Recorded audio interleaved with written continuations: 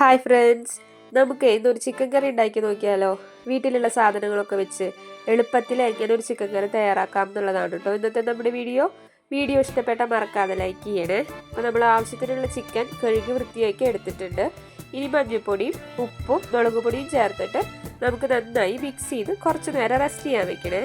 അപ്പോൾ ആ സമയം കൊണ്ട് അതിലേക്ക് മസാലയൊക്കെ പിടിച്ചോളും. പിന്നെ നമുക്ക് ഇതിലേക്ക് ആവശ്യമുള്ള സഭോള, ഇഞ്ചി, പച്ചമുളകൊക്കെ അരിഞ്ഞെടുക്കാം കേട്ടോ.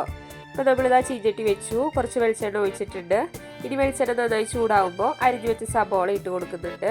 നിങ്ങളൊക്കെ ചെയ്യുന്ന പോലെ ഞാനും കുറച്ച് ഉപ്പൊക്കെ ചേർത്തിട്ടാണ് കേട്ടോ വഴറ്റുന്നത്. അപ്പോൾ വേഗത്തിൽ വഴന്ന് കിട്ടുമല്ലോ. പിന്നെ ഇതിങ്ങനെ ഇടയ്ക്കിടയ്ക്ക് ഇളക്കേണ്ട ആവശ്യമില്ല, ഒന്ന് ഇടവിട്ട് ഇളക്കി കൊടുത്താൽ മതി കേട്ടോ.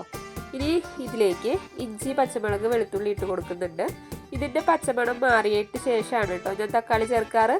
അപ്പോൾ തക്കാളി ചേർത്ത് ഇളക്കി കൊടുത്തു. ഇനി ഈ മസാലയ്ക്ക് ആവശ്യമായിട്ടുള്ള മുളകും, മല്ലിയും, മഞ്ഞളും ഒക്കെയാണ് ഇടാൻ പോകുന്നത്. അപ്പോൾ അതും ഇത്തിരി ഇട്ട് കൊടുക്കുന്നുണ്ട്. ഈ ഇത്തിരി കുറച്ച് എന്നൊക്കെ പറയുന്നത് എന്താണെന്ന് വെച്ചാൽ എല്ലാവർക്കും ഒരുപോലെ ആയിരിക്കില്ലല്ലോ കണക്ക്. ഇവിടെ എനിക്കും ചേട്ടനും അമ്മയ്ക്കൊക്കെ അത്യാവശ്യം എരിവുള്ളത് ഇഷ്ടമാണ്. അപ്പോൾ ജുജിക്കും കേശുവിനും ഒക്കെ എരിവ് കുറവ് മതി. അപ്പോൾ ഞാനൊരു മീഡിയം നോക്കിയിട്ടാണ് ഇടുന്നത്. അപ്പം ഞാൻ പറയുന്ന കണക്കാവില്ല നിങ്ങൾക്കുള്ളത് കേട്ടോ. ഇനി അതിലേക്ക് നമ്മുടെ ചിക്കൻ ഇട്ട് കൊടുക്കുകയാണ്. കുറച്ച് ചൂടുവെള്ളം കൂടി ചേർത്തിട്ട് നമുക്ക് ഗ്രേവി എന്തോരം വേണമെന്നുള്ളതിനനുസരിച്ചിട്ട് വെള്ളം ചേർക്കണേ. അതാ നമ്മുടെ കൂട്ടാൻ തിളച്ച് വരുന്നുണ്ട്. നമ്മൾ വേപ്പില ഇടാൻ മറന്നുപോയി. അപ്പോൾ അതാണ് വേപ്പിലിട്ട് കൊടുത്തിട്ടുണ്ട്. ഇനി നമുക്കിതൊന്ന് അടച്ചു വെച്ച് വേവിക്കണേ. അപ്പോൾ ഒരു മീഡിയം ഫ്ലെയിമിലൊക്കെ ഇട്ടാൽ മതി കേട്ടോ. അതാ നല്ല മണം വരുന്നുണ്ട്. നന്നായി നമ്മുടെ കൂട്ടാൻ തിളച്ചുകൊണ്ടിരിക്കുകയാണ്.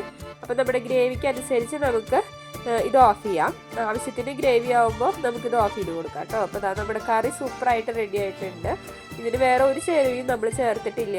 നമ്മൾ സാധാരണ ചേർക്കുന്ന പോലെ സിമ്പിളായിട്ട് വേഗത്തിൽ തന്നെ എങ്ങനെ തയ്യാറാക്കാം എന്നുള്ളതാണ് കേട്ടോ ഇന്നത്തെ നമ്മുടെ വീഡിയോ ആയിരുന്നു. അപ്പോൾ വീഡിയോ ഇഷ്ടപ്പെട്ട് കഴിഞ്ഞാൽ എല്ലാവരും ലൈക്ക് ചെയ്യണം, ഷെയർ ചെയ്യണം, സബ്സ്ക്രൈബ് ചെയ്യണം.